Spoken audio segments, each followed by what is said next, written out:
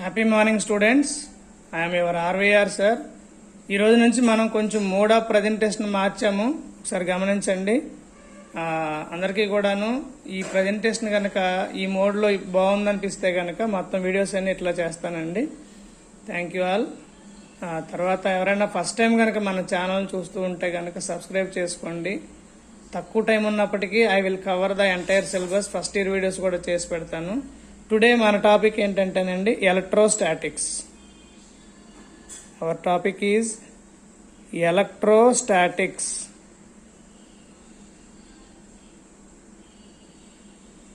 ఏంటండి ఈరోజు మన topic electrostatics.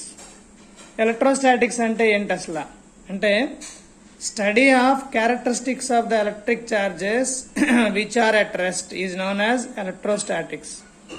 Study of characteristics of the electric charges or study of characteristic properties of the electric charges. Characteristic properties of the electric charges which are at rest are called electrostatics. ఏమంటామండి దాన్ని? Electrostatics అంటాం. Right, electrostatics. ఒక నిమిషం అండి, మీకు కొంచెం థిక్గా పడే పెన్ ఎంతో రాస్తాను. రైట్, నౌ మనకి ఈ ఎలక్ట్రిక్ చార్జెస్ అనేది ప్రాపర్టీ అని చెప్పుకున్నాం. Similarly charge is the fundamental property. Charge is the fundamental property. Charge is the fundamental property. Fundamental property. Charge అనేది ఎప్పుడు కూడా ఫండమెంటల్ ప్రాపర్టీ. రైట్ అండి. నెక్స్ట్ గమనించండి, చార్జ్ అనేది fundamental property. Now coming to the charge అనేది scalar quantity అండి. Charge is a scalar quantity. Charge is a scalar quantity అంటే అర్థం ఏంటి తెలుసు కదండి మీకు అందరికీ. స్కేలార్ అంటే it has only magnitude, no direction. So don't bother about the direction, we only feel the magnitude. Right, చార్జ్కి యూనిట్స్ జనరల్గా SI units of charge is coulomb అండి. SI unit of charge is coulomb. Coulomb is the SI unit of the charge. Now coming to the CGS units ఏంటి అంటే electrostatic units అండి. మరి SI unit కి CGS unit కి relation ఏంటి అంటే 1 electrostatic unit is equal to 1/3 × 10⁻9 coulomb.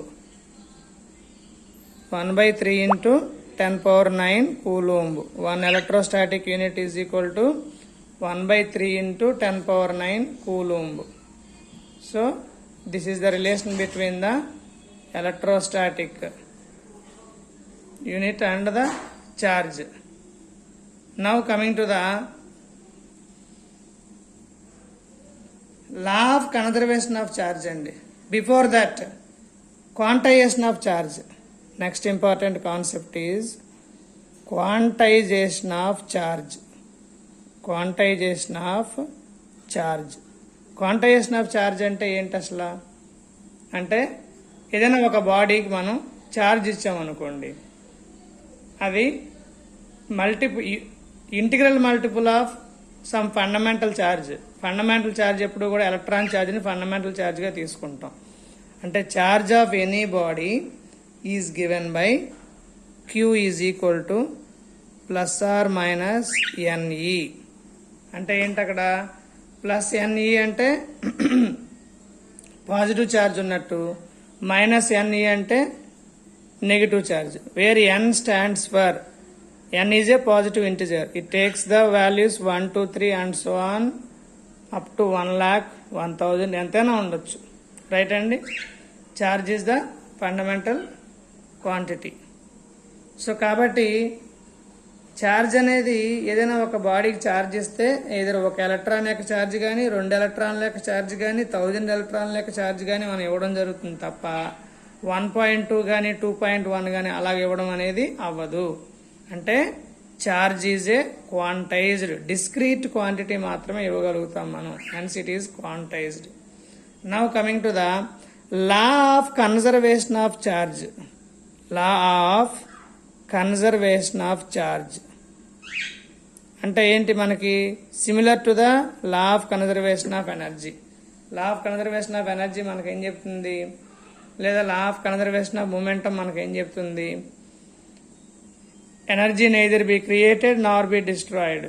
అలాగే momentum అప్పుడు కూడా అంతే. ఇక్కడ కూడా ఏంటంటే charge neither be created nor be destroyed, but the total charge of an isolated physical system is always remains constant. According to law of conservation of charge, the total charge of an isolated system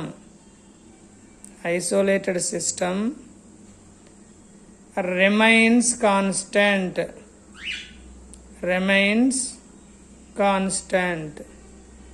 అంటే ఏంటండి? సింపుల్గా mathematics ప్రకారం చెప్పాలంటే Q is equal to Q plus Q minus. ఇక్కడ Q plus ఏమి indicate చేస్తుంది? Positive ఛార్జ్ని indicate చేస్తుంది. క్యూ మైనస్ ఏమి ఇండికేట్ చేస్తుంది? నెగిటివ్ ఛార్జ్ని ఇండికేట్ చేస్తుంది. For example, in every chemical or nuclear reaction the total charge before and after reaction must be constant. This law is applicable to all types of processes like nuclear, atomic, molecular అన్ని ప్రాసెస్లో కూడా ఈ లా అనేది apply అవుతుంది. Right అండి? Charge is conserved. In other words we can say that it can neither be created nor be destroyed.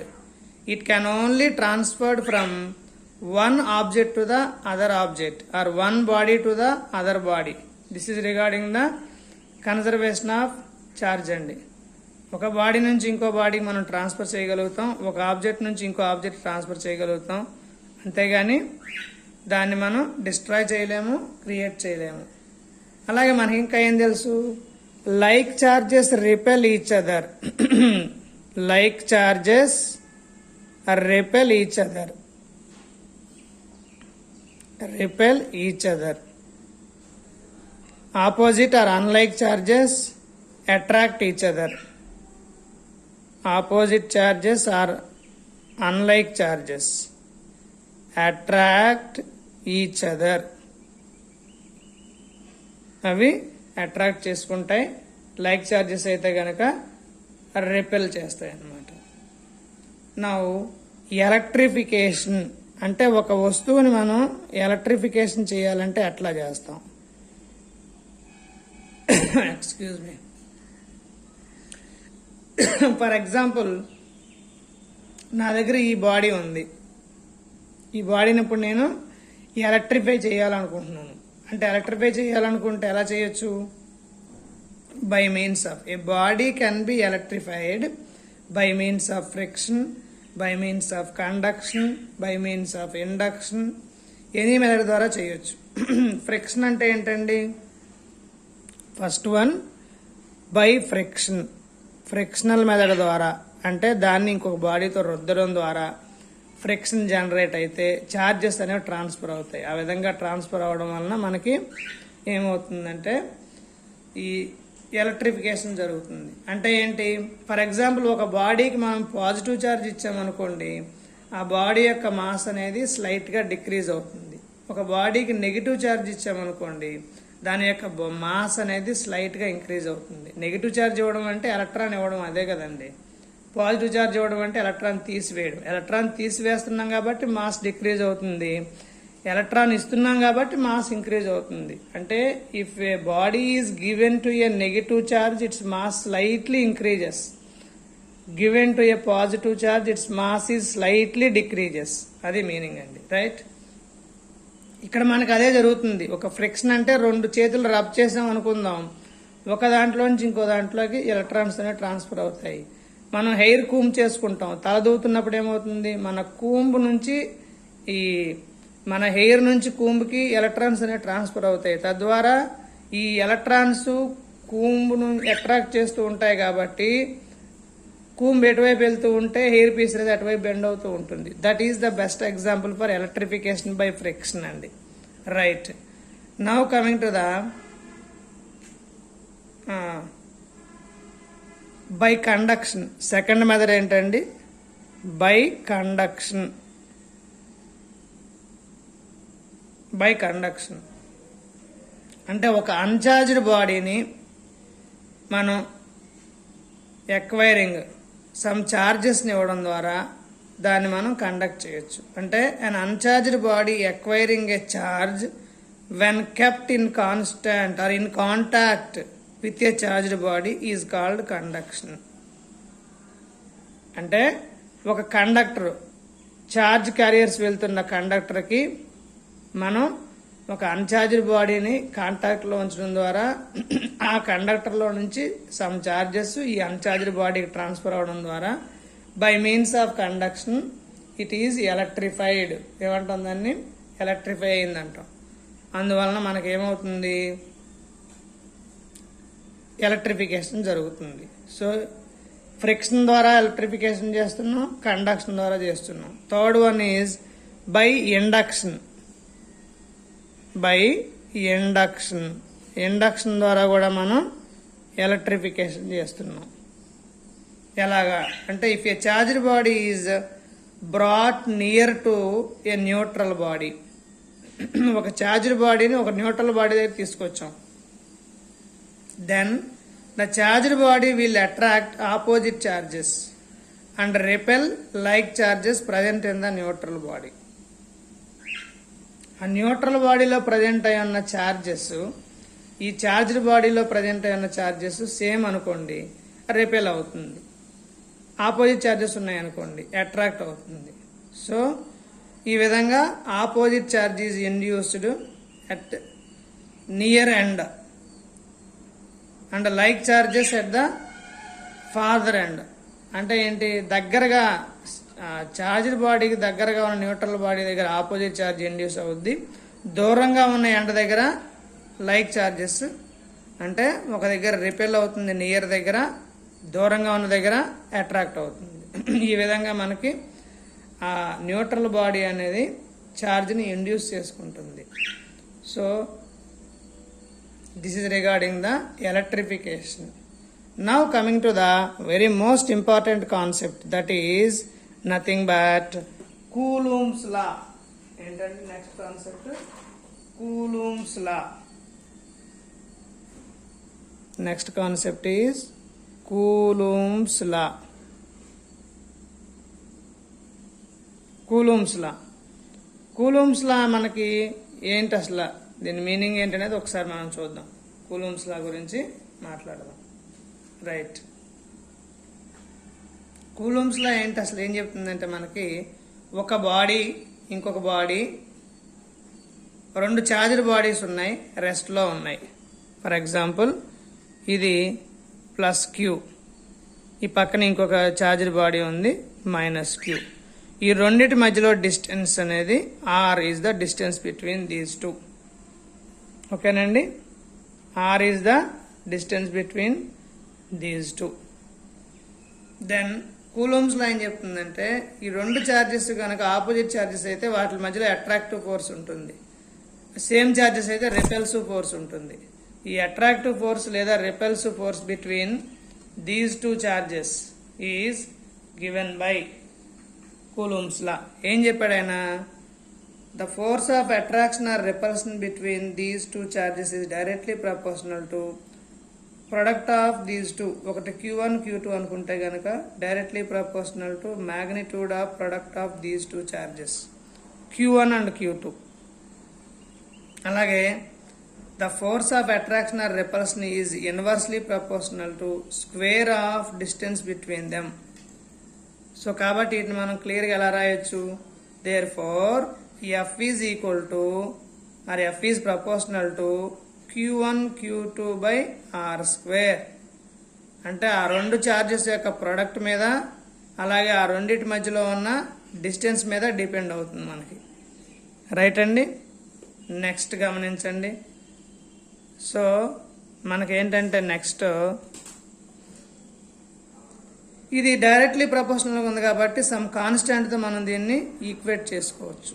Equate చేస్తే ఏమవుతుంది, F is equal to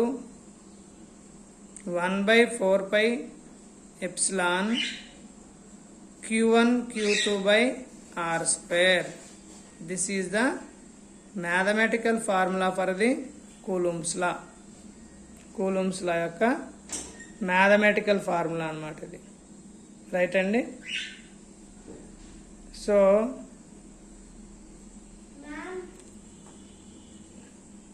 Coulomb's law యొక్క mathematical formula. 1 minute అండి.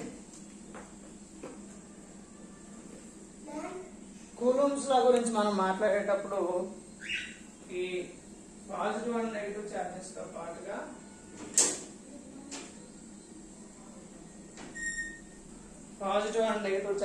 పాటుగా మనం కూలుంబ్స్ లా గురించి మాట్లాడుకునేటప్పుడు వాటి యొక్క స్ట్రెంగ్త్ గురించి మాట్లాడతాం. So Coulomb's law is always directly proportional to Q1 Q2 by R square. ఇప్పుడు మనం ఈ 1/4π ఎప్సిలాన్ అంటున్నాం కదా, దీన్ని ఇంకో ఫార్మేట్ లో కూడా రాయొచ్చండి. F is equal to 1/4π epsilon naught epsilon R Q1 Q2 by R square. ఓకేనండి, క్లియరా? అయితే ఇక్కడ మనకి ఈ Q1 Q2 by R square అనేది మనం మాట్లాడుకుంటున్నాం. రైట్. ఇక్కడ మరి ఎప్సిలాన్ నాట్ ఎప్సిలాన్ ఆర్ ఏంటండి అనేది ఒకసారి చూసినట్లయితే కనుక, ఎప్సిలాన్ నాట్ అంటే మనం పెర్మియబిలిటీ లేదా permittivity of the free space అంటాం. Epsilon naught is the permittivity of the free space. Permittivity of the free space or vacuum అంటాం.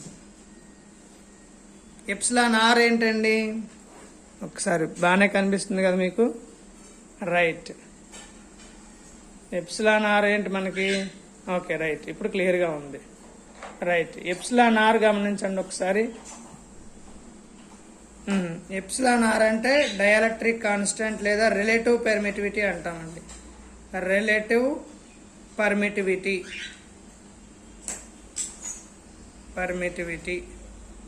లేదా డైఎలక్ట్రిక్ కాన్స్టెంట్ అంటాం.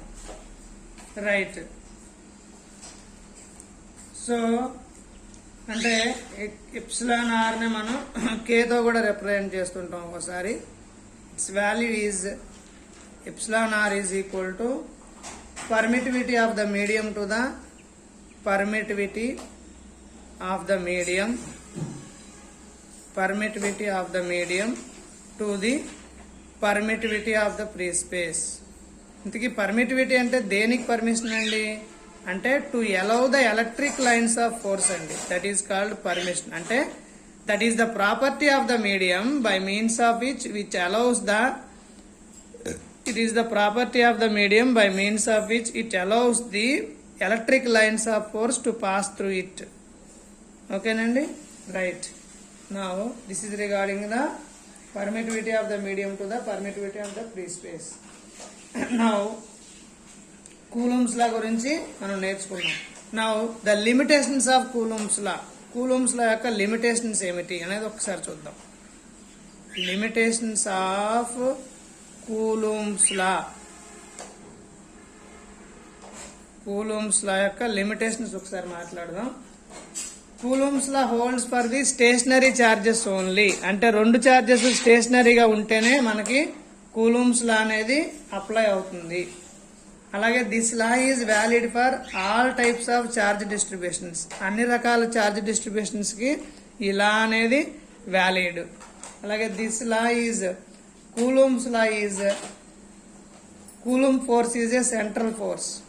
This law is valid at distances greater than 10 power minus 15 meters. 10 power minus 15 meters.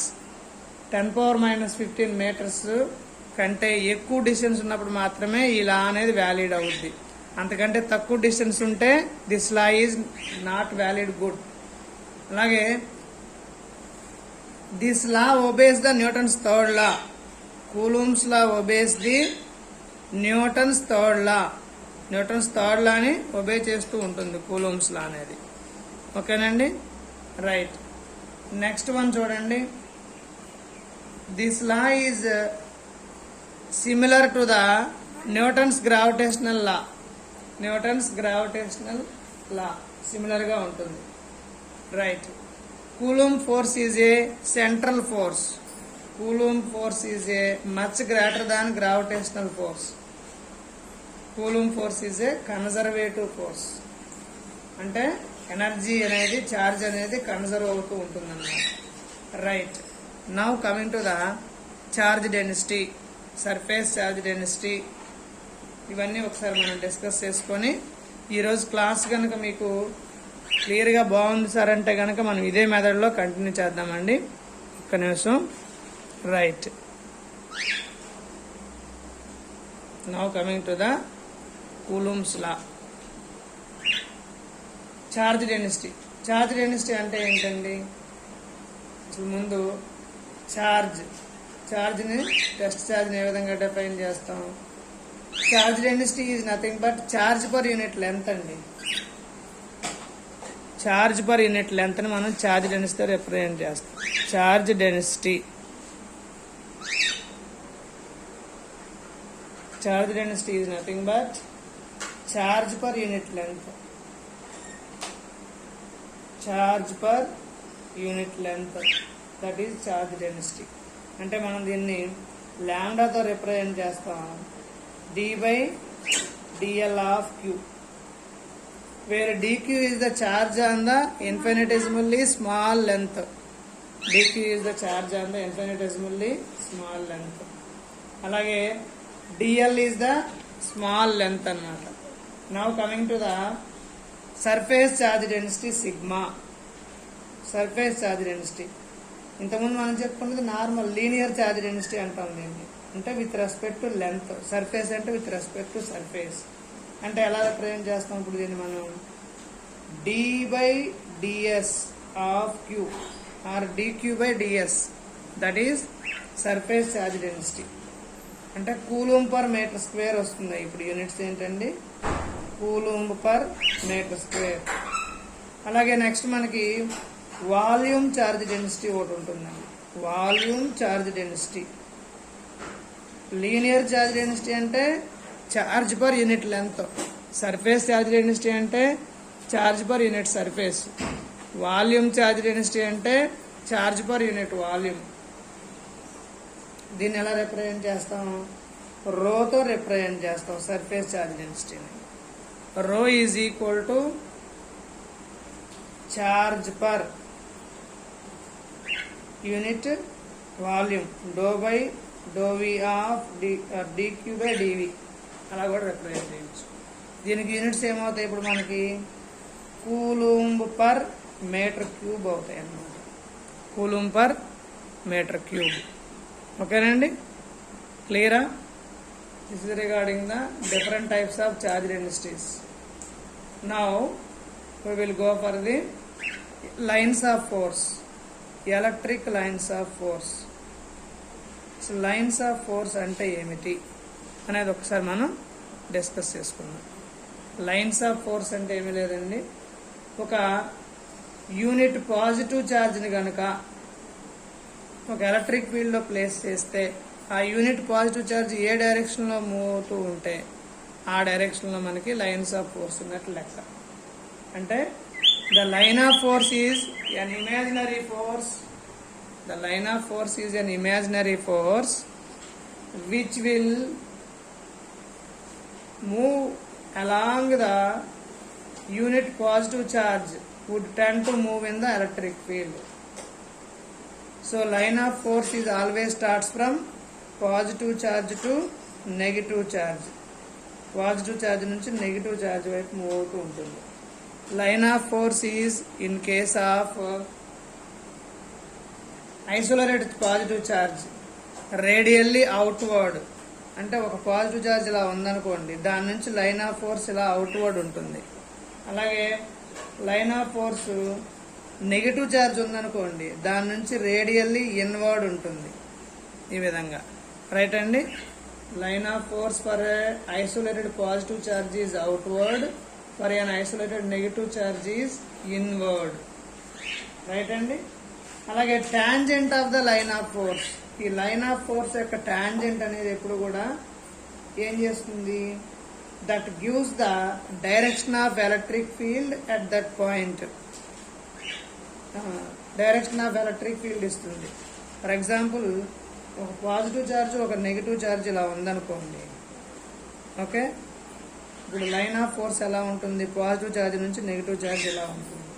Next ఇంకా ఎలా ఉంటుంది, positive charge నుంచి outward, negative charge నుంచి inward ఉంటుంది. Like this. ఇంకా చెప్పాలంటే లైక్ దిస్, పాజిటివ్ నుంచి అవుట్వర్డ్, నెగిటివ్ నుంచి ఇన్వర్డ్ ఉంటుంది. So this represents the electric lines of force. Electric lines of force ని రిప్రజెంట్ చేస్తుంది. Now coming to the electric field. Next ఏంటండి, ఎలక్ట్రిక్ ఫీల్డ్. ఎలక్ట్రిక్ ఫీల్డ్ అంటే మీకు అందరికీ తెలుసు, మనందరికీ తెలిసిందే. Electric field is nothing but the space around the electric charge up to which its influence can be found is called electric field. అంటే for example ఇది ఒక ఎలక్ట్రిక్ ఫీల్డ్ అనుకోండి, ఇక్కడ ఒక పాజిటివ్ ఛార్జ్ ఉంది, దాని దగ్గర ఇంకో పాజిటివ్ ఛార్జ్ కానీ నెగిటివ్ ఛార్జ్ కానీ పట్టుకొచ్చాం. ఇక్కడ వరకు వచ్చిన తర్వాత ఎటువంటి ఎఫెక్ట్ లేదు, ఇక్కడికి వచ్చిన వెంటనే ఇమీడియట్గా అట్రాక్ట్ అయ్యింది అనుకోండి, దెన్ ఇక్కడ వరకు దాని ఇన్ఫ్లుయెన్స్ ఉన్నట్టు లెక్క. ఇలా దీని చుట్టూ ఒక సర్కిల్ గీస్తే ఆ సర్కిల్లో ఎక్కడున్నా సరే దాని యొక్క ఇన్ఫ్లుయెన్స్ అన్నది ఉన్నది. కాబట్టి this particular circle around the unit positive charge is called electric field. దాన్ని మనం ఎలక్ట్రిక్ ఫీల్డ్ అంటాం అన్నమాట. Right. Electric field intensity. Next ఏంటండి, electric field intensity. Electric field intensity అనేది మనకి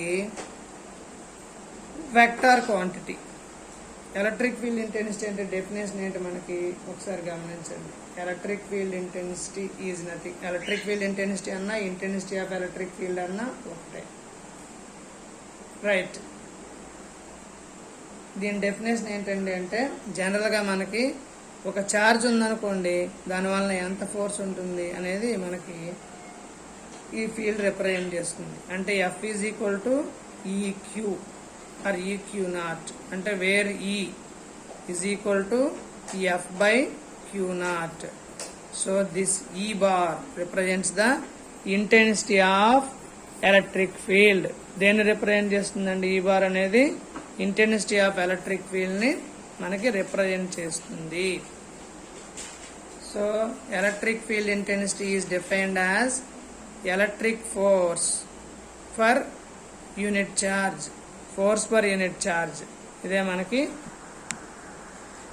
force per unit charge that represents the electric field intensity. Electric field intensity due to an isolated charge.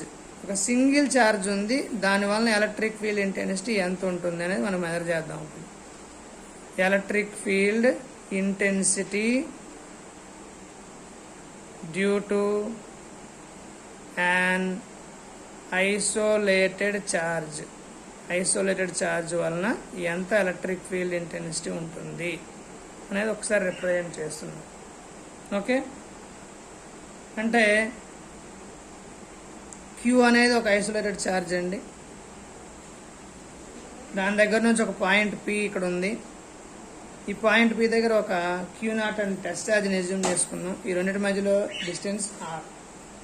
Then F is equal to 1 by 4 pi epsilon naught. మనకి ఇక్కడ test charge Q ఉంది, normal charge Q not ఉంది, R² coulombs లా ప్రకారం వస్తుంది అన్నమాట. ఇది force వచ్చింది, కానీ మనకేం కావాలి, ఎలక్ట్రిక్ ఫీల్డ్ ఇంటెన్సిటీ కావాలి. ఈ bar is equal to F by Q not అన్నాం. అంటే దీంట్లో అప్లై చేస్తాం అనుకోండి, ఏమవుతుంది, అప్లై